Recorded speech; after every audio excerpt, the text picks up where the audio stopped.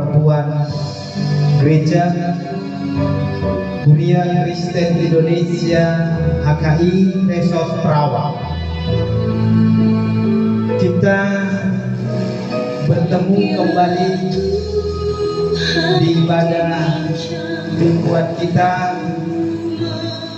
dalam suasana Minggu Pentakosta. Karena itu sebelum kita mendengarkan firman Tuhan dan membahasnya di dalam penelaahan Alkitab kita sesuai dengan buku panduan yang ada pada kita di HKI melalui Departemen Koinonia, mari sejenak kita mengambil waktu untuk berdoa. Kita berdoa. Ya Tuhan tiap jam kami membutuhkan Engkau. Kami mau selalu dipimpin oleh Roh. Karena itu saat ini kembali kami memberi waktu, memberi hati dan pikiran dalam ibadah mingguan perempuan Gereja HKI Seresos Perawang. Berfirmanlah Tuhan, karena kami telah siap untuk mendengarkannya. Dalam nama Yesus kami berdoa. Amin. Para perempuan gereja yang dikasihi, HKI Nani Kuria, firman Tuhan di Minggu Pentakosta ini tertulis dalam kitab Kisah Para Rasul ayatnya yang pertama sampai dengan yang ke-12 di pasal 2. Pentakosta, Kisah Para Rasul 2 ayat 1 sampai 12. Mari kita mendengarkannya bersama-sama. Ketika tiba hari Pentakosta, semua orang percaya berkumpul di satu tempat. Tiba-tiba turunlah dari langit suatu bunyi seperti tiupan angin keras yang memenuhi seluruh rumah di mana mereka duduk. Dan tampaklah kepada mereka lidah-lidah seperti nyala api yang bertebaran dan hinggap kepada mereka masing-masing. Maka penuhlah mereka dengan Roh Kudus. Lalu mereka mulai berkata-kata dalam bahasa-bahasa lain, seperti yang diberikan oleh Roh itu kepada mereka untuk mengatakan. Waktu itu di Yerusalem diam orang-orang Yahudi yang saleh dari segala bangsa di bawah kolong langit. Ketika turun bunyi itu, berkerumunlah orang banyak. Mereka bingung karena mereka masing-masing mendengar rasul-rasul itu berkata-kata dalam bahasa mereka sendiri. Mereka semua tercengang-cengang dan heran, lalu berkata, bukankah mereka semua yang berkata-kata itu orang Galilea? Bagaimana mungkin kita masing-masing mendengar mereka berkata-kata dalam bahasa kita sendiri, yaitu bahasa yang kita pakai di negeri asal kita? Kita orang Partia, Media, Elam, penduduk Mesopotamia, Yudea dan Kapadokia, Pontus dan Asia, Frigia dan Pamfilia, Mesir dan daerah-daerah Libya yang berdekatan dengan Yunani, pendatang-pendatang dari Roma, baik orang Yahudi maupun penganut agama Yahudi, orang Kreta dan orang Arab. Kita mendengar mereka berkata-kata dalam bahasa kita sendiri tentang perbuatan-perbuatan besar yang dilakukan Allah. Mereka semua tercengang-cengang dan sangat termangu-mangu sambil berkata seorang kepada yang lain, apakah artinya ini? Ibu-ibu sekalian yang dikasihi oleh Tuhan Yesus Kristus, di suasana Minggu Pentakosta, 50 hari setelah Yesus bangkit dari kubur, kemudian dia naik ke surga dan turunlah Roh Tuhan. Jadi Roh Tuhan yang turun ini bukanlah bagian dari Tuhan kita yang baru turun pada saat itu, karena Roh Tuhan, Roh Kudus satu kesatuan dengan Tuhan itu sendiri, dan Yesus Kristus sebagai Putra Tunggal Allah dan Rohnya dicurahkan. Ibu-ibu sekalian, setiap orang dipenuhi oleh Roh.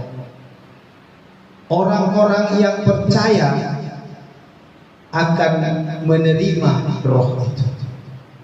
Tetapi yang menjadi pergumulan dan diingatkan kepada kita, tidak semua orang yang dipenuhi Roh itu mau dipimpin oleh Roh.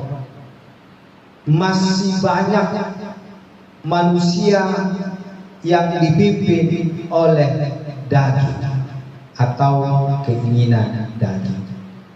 Karena itu sebagai ibu, sebagai perempuan di tengah-tengah gereja, pencurahan Roh Kudus ini kita aminkan, dan melalui ibadah kita, melalui renungan kita diajak untuk mengaminkan dan menerima serta mau dipimpin oleh Roh Kudus. Kalau kita mau melihat bagaimana orang yang dipimpin oleh Roh Kudus, kita bisa melihat buah Roh yang ada di dalam kehidupan kita, di dalam kehidupan para ibu gereja, baik yang tergabung di dalam lembaga Persekutuan Perempuan PPR, dan juga yang ada di dalam hidup pribadi lepas pribadi. Artinya saya mau katakan bahwa kita berada di dalam lembaga PPR belum tentu kita mau atau melakukan perjalanan hidup kita yang dipimpin oleh Roh. Ketika kita percaya secara pribadi, baik kita tidak masuk anggota PPR, belum tentu kita mau dipimpin oleh Roh. Karena itu harapan dari ibadah ini yang diminta juga di dalam buku panduan kita, supaya perempuan dapat memahami dan menyaksikan pentingnya kehadiran Roh dalam hidup. Di mana pentingnya? Tentu di saat memimpin kita. Konkretnya, saudara-saudari yang dikasihi Tuhan, ibu-ibu sekalian, di dalam Galatia 5 ayat 22, inilah yang menjadi pegangan kita. Apakah kita mau dipimpin atau hidup kita sudah dipimpin oleh Roh? Pertama, kasih. Orang yang dipimpin oleh Roh memiliki kasih, bukan kasihan. Banyak orang melakukan perjalanan hidupnya karena kasihan, memberi karena kasihan, melakukan sesuatu kebaikan terhadap orang lain karena kasihan. Tetapi kita diingatkan, kalau Roh yang pimpin kita, kita hidup di dalam kasih, artinya berbuat tanpa menuntut balas. Kemudian dikatakan orang yang dipimpin dalam Roh hidupnya sukacita. Dia selalu berkata amin. Dia selalu berkata haleluya. Dia selalu berkata puji Tuhan. Dia selalu bisa bergembira di dalam keadaan apapun. Dia pegang firman Tuhan, Filipi 4 ayat 4. Bersukacitalah senantiasa dalam Tuhan. Sekali lagi katakan bersukacita. Biarpun situasi, kondisi yang ada sekarang, perekonomian mungkin sangat amat sulit, bersuka cita. Itu orang yang dipimpin oleh Allah. Kemudian saudara-saudari yang dikasihi Tuhan, orang yang dipimpin dalam roh itu hidupnya damai sejahtera, selalu merindukan kedamaian, tidak menginginkan percekcokan, tidak mau ribut-ribut. Coba kita renungkan dalam persekutuan perempuan, lembaga gerejawi, ini tidak terhindar dari ribut-ribut percekcokan untuk mempersoalkan kadang-kadang yang sangat menyakitkan di dalam mengambil keputusan. Karena banyak orang yang tidak mendapatkan damai sejahtera meskipun dia berada di dalam lembaga gereja. Makanya kita coba renungkan kembali, apakah sudah dipimpin roh? Sudah, mana damai sejahtera? Kalau kita belum merasakan damai, itu berarti persekutuan kita itu belum dipimpin oleh roh. Dia masih dipimpin oleh keinginan daging pengurus, keinginan daging anggota, keinginan daging dari lembaga itu sendiri. Karena itu pimpinan roh itulah yang berkenan untuk memimpin kita dalam hidup kita, dalam lembaga kita, dalam bentuk damai sejahtera.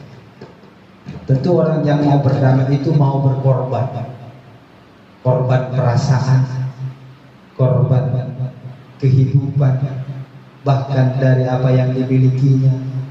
Kalau ini sudah ada di dalam hidup lembaga kita, pasti ada damai. Salah satu korban perasaan itu kan berkorban dengan memaafkan, mengampuni. Coba, sudah berapa jauh kita mau mengampuni? Sudah berapa jauh kita mau memaafkan sesama anggota sendiri? Bagaimana kita bisa mengampuni, memaafkan orang-orang di luar dari lembaga kita? Sesama lembaga pun kita tidak mau mengampuni dan memaafkan. Di mana damai itu? Kalau bahasanya dalam khotbah ini, di mana roh itu yang memimpin kita?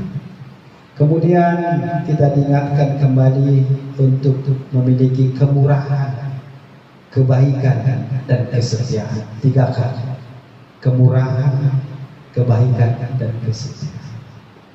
Coba kita lihat di lembaga-lembaga kita. Adakah kemurahan di sana? Adakah sapa, senyum, dan salam? Ataukah kita memperlihatkan wajah yang seram, wajah amarah, wajah dendam? Tidak ada kemurahan sedikit pun untuk memberi senyum, memberi salam, memberi sapa. Sudah sama duduk, sudah sama memuji memuliakan Tuhan. Inilah gambaran lembaga, inilah gambaran persekutuan yang belum dipimpin oleh Allah. Karena itu berikan hati, berikan lembaga agar dipimpin oleh Roh dengan memberikan kemurahan dan juga memberikan apa yang disebut dengan kebaikan dan kesetiaan. Setialah di dalam lembaga, setialah di dalam hidupmu pribadi lepas pribadi kepada Tuhan dalam pimpinan. Coba kita melihat apa yang menjadi bahan diskusi kita di buku panduan ini. Beritahulah dulu pengalaman saat dipenuhi oleh Roh, dan juga sampai dengan saat ini. Kalau ini yang ditanya, tentu ini pertanyaan bersifat pribadi. Pengalaman ibu-ibu untuk merasakan pada saat kapan dan mungkin hingga saat ini dipenuhi Roh. Tapi apakah kembali kepada pertanyaan awal, kita mau dipimpin oleh Roh? Tidak sebatas dipenuhi, tetapi mau dipimpin oleh Roh. Yang kedua, apakah begitu pentingnya Roh itu kepada kita, dan pada saat kapan kita membutuhkan Roh Kudus itu? Pertanyaan ini dengan sederhana akan kita jawab. Sangat amat penting Roh itu ada dalam hidup kita. seberapa penting roh itu ada dalam diri kita. Sangat penting sampai dia memimpin hidup kita. Biarlah hidup kita selalu dipimpin oleh roh, dan itu boleh kita perlihatkan dengan hidup kita yang memiliki buah Roh Kudus itu sendiri. Terima kasih kepada ibu-ibu yang setia mendengar, dan juga kepada yang tidak mendengar sampai selesai atau dimatikan setengah karena ada pekerjaan, ada sesuatu hal di dalam hati, atau kita berhenti dulu dipimpin oleh roh untuk pergi melakukan pimpinan keinginan tadi. Yang pasti kita sudah mau dari awal, meskipun tidak sampai akhir. Dan juga yang sampai akhir, saya harus katakan terima kasih juga, tidak bosan-bosannya mendengar firman Tuhan. Karena ada juga yang menolak ketika saya sering mengirimi firman Tuhan. Dia berkata, "Maus terus tiap hari Amang kirimi, ku blokirlah Amang ya." Saya sedikit sedih, tapi saya hanya berdoa kiranya roh boleh memimpin dia untuk tetap setia mendengar firman Tuhan, suka atau tidak suka, karena firmanlah yang menuntun kita untuk mau dipimpin oleh roh. Demikianlah firman Tuhan dan juga bahan PA kita. Kepada ibu-ibu sekalian yang dikasihi Tuhan, marilah kita berdoa, dan setelah itu kita akan menutup dengan pujian kita dan juga mengumpulkan persembahan untuk kita berdoa. Bapa di dalam surga, kami sudah mendengar firman-Mu. Biarlah kami selalu dipimpin oleh Roh. Tuhan, kami tidak dapat berjalan sendiri. Kalau kami berjalan sendiri, maka keinginan daging kami akan menuntun kami. Mampukan kami untuk menyalipkan, menyangkal keinginan daging. Tuhan, sebagai ibu, ajari kami merasakan pentingnya pimpinan roh.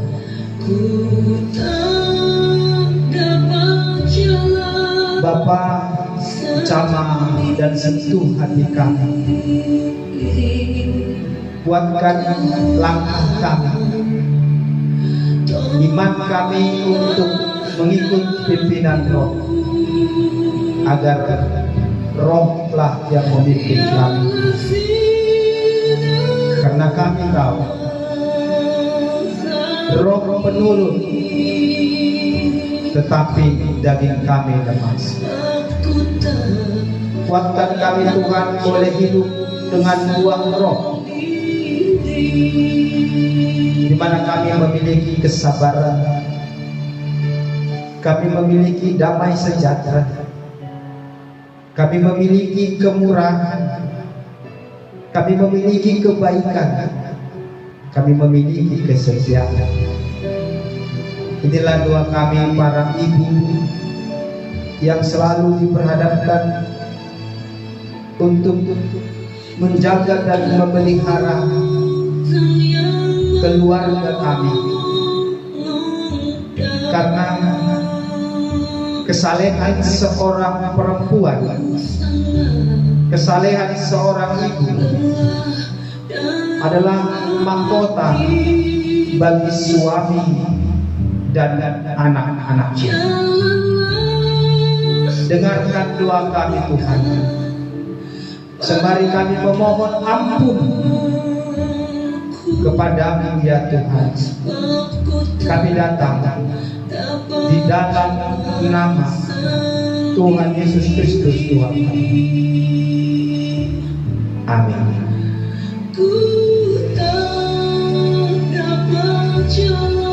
Demikianlah firman Tuhan dan ibadah kita. Tuhan Yesus memberkati kita. Shalom. harus